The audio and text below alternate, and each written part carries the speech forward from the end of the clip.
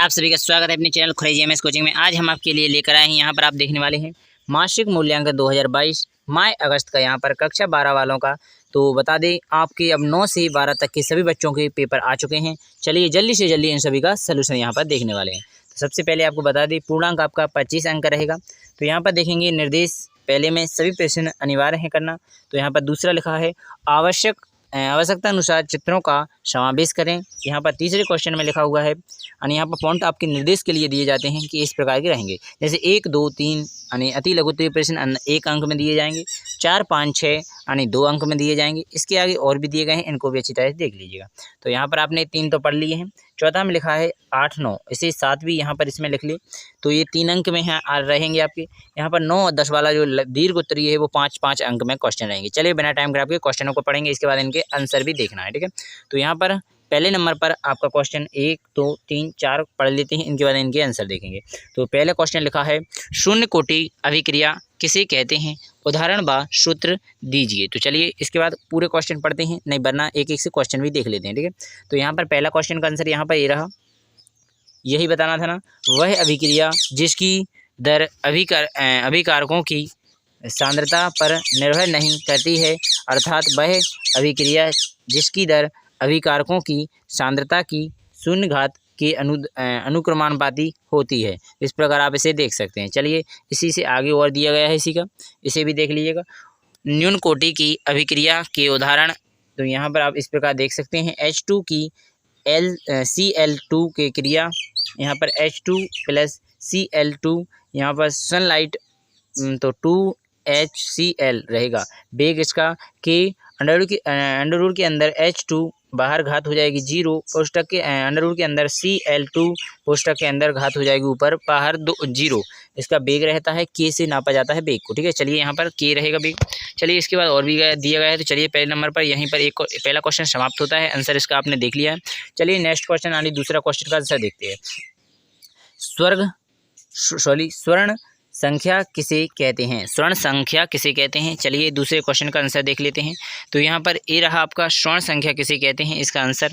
तो यहाँ पर आप देखेंगे उत्तर लिखा है स्वर्ण संख्या द्रव स्नेही कोलाइड रगड़ी कोलाइड की मिलीग्राम में वह मात्रा को 10 ml सोने की कोलाइड विलियम का 10% NaCl के 1 मिलीलीटर से होने वाले स्कंद को रोक दे स्वर्ण संख्या कहलाती है। तो कुछ रत्री कोलाइड की स्वर्ण संख्या निम्न प्रकार है। तो यहाँ पर पहला क्वेश्चन लिखा है जिलेटिन, यहाँ पर 0.005 माइनस 0.31 हो जाएगी। इसके बाद दूसरा क्वेश्चन कैसिन, यहाँ पर खाली लिखा हुआ है 0.01 माइनस 0.02 हो जाएगी। चलिए इसके बाद चलेंगे आप और दूसरा क्वेश्चन आपका यहाँ पर आंसर समाप्त होता है। चलिए तीसरा क्वेश्चन भी देख लेते हैं। तो तीसरे क्वेश्चन में आपसे क्या पूछा गया है, कॉपर प्राप्त करने का प्रमुख अयस्क कौन सा है। तो चलिए इस क्वेश्चन का भी आंसर देख लेते हैं। तो यहाँ पर ये रहा आपका तीसरे क्वेश्चन का आंसर। तो यहाँ पर लिखा है कॉपर का अयस्क, यहाँ पर कॉपर पायराइट्स, सो यहाँ पर आपने देख लिया इसका। तो यहाँ पर लिखा है कॉपर ग्लास, यहाँ पर Cu2S, यहाँ पर क्यू पाइलाइट, यहाँ पर Cu2O, ठीक है। इस प्रकार आप लिख सकते हैं, ठीक है। नेक्स्ट क्वेश्चन को देखेंगे। तो यहाँ पर चौथा क्वेश्चन आपसे पूछा गया है, इसे देख लीजिएगा। किसी अभिक्रिया की अणु संख्यता से आप क्या समझते हैं। तो यहाँ पर चलिएगा इसका देख लेते हैं। तो यहाँ पर आपका चौथा क्वेश्चन का आंसर ये रहा।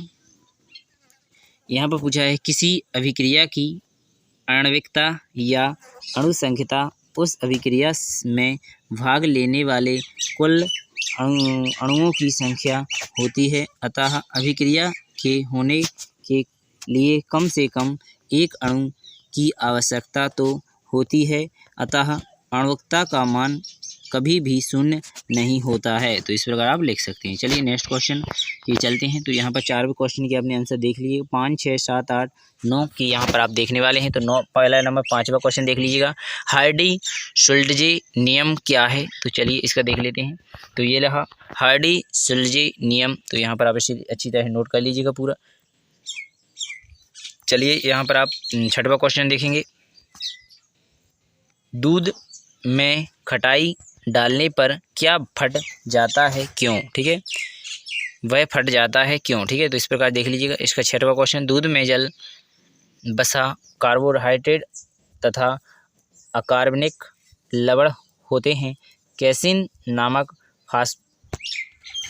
फास्फोप्रोटीन भी उपस्थित होता है। जब कोई अम्ल या खट्टाई दूध में मिलाई जाती है तो यह वसा और कैसीन आपस में मिलकर थक्का बना लेते हैं तथा पात्र की तली में बैठ जाते हैं। जल, कार्बोहाइड्रेट व लवण ऊपर तैरते रहते हैं। इस क्रिया को हम दूध का फटना कहते हैं। ठीक है, इस प्रकार आप लिख सकते हैं। चलिए 7वां क्वेश्चन देख लीजिएगा। 7वें क्वेश्चन में लिखा हुआ है, कॉपर की प्रमुख मिश्र धातु, उनके संग्रह एवं उपयोग लिखिए। तो यहाँ पर आप 7वें क्वेश्चन का देखेंगे आंसर। तो ये रहा 7वें क्वेश्चन का, कॉपर एवं उनकी प्रमुख। तो यहाँ पर आप देख लीजिए अच्छी तरह से, इनको लिख लीजिएगा। चलिए इसके बाद और भी दिया गया है, ए वाला देख लीजिएगा। तो यहाँ पर चलिए इसका देखते हैं 8वें का कौन सा क्वेश्चन है। तो 8वें में द्रव स्नेही कोलाइड और द्रव विरोधी कोलाइड के में कोई 3 अंतर लिखिए। तो यहाँ पर ये 8वां क्वेश्चन है, आपका ध्यान रखें, द्रव कोलाइड और वाला। तो यहाँ पर 8वां क्वेश्चन का आंसर यहाँ पर लिखा नहीं है। ठीक है, तो फिर देख लीजिएगा। चलिए नेक्स्ट क्वेश्चन को आपने देख लिया, अच्छी तरह से लिख लीजिएगा वीडियो को रोककर।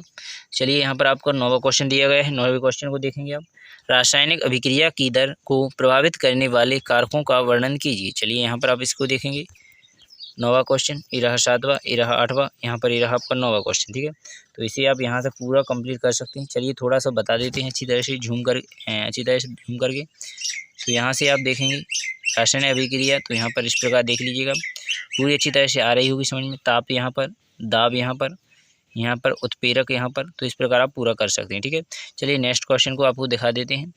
तो नेक्स्ट क्वेश्चन यानी 10वां क्वेश्चन, यहाँ पर 9 क्वेश्चन दिए गए थे, 9 ही आपके कंप्लीट हो चुके हैं। चलिए 10 क्वेश्चन और 11वां क्वेश्चन यानी 5-5 नंबर के जो क्वेश्चन है वो आगे दिए गए हैं। तो ये रहा आपका 10वां क्वेश्चन, 2 में से कोई भी आपको ये करना है। इसके बाद यहाँ पर ये रहा आपका क्वेश्चन का आंसर।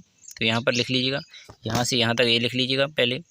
इसके बाद आगे चलेंगे आप, तो यहाँ पर ये रहा, इसके आगे ये लिख लेना है आपको। तो यहीं पर आपका क्वेश्चन नंबर 10 का आंसर समाप्त होता है यहीं पर। चलिए नेक्स्ट क्वेश्चन यानी आपका 11वां क्वेश्चन 5 अंक में रहेगा। इनमें से आपको कोई भी क्वेश्चन एक करना है। तो यहाँ पर इसका क्वेश्चन ये रहा तापमान वाला, तो यहाँ पर अर्थात नीचे वाला है।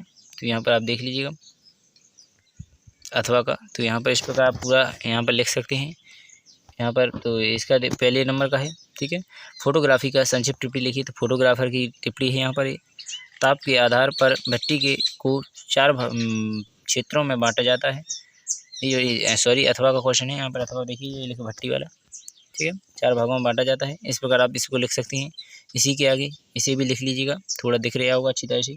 जो भी डाउट हो उसे हम आपको जल्द से जल्द सॉल्व कर देंगे। कोई भी आपको प्रॉब्लम हो या कुछ भी पूछना हो तो हमारे इस चैनल पर आपके लिए हमेशा द्वार खुले रहते हैं। तो कभी भी कुछ भी पूछ सकते हैं। ज़्यादा से ज़्यादा कोशिश करेंगे आपकी हर एक प्रॉब्लम का सलूशन कर सकें। कक्षा 6 से 1 से ही, वैसे तो हमने कक्षा 3 से जितने भी प्रोजेक्ट बनाए गए हैं, माह जुलाई के हो या अगस्त के हो, सभी के इस पर मिलेंगे आपको। आगे के लिए भी आपके लिए सुविधा रहेगी। इसके लिए जल्दी से जल्दी इस चैनल को सब्सक्राइब कर लें। धन्यवाद। बिना टाइम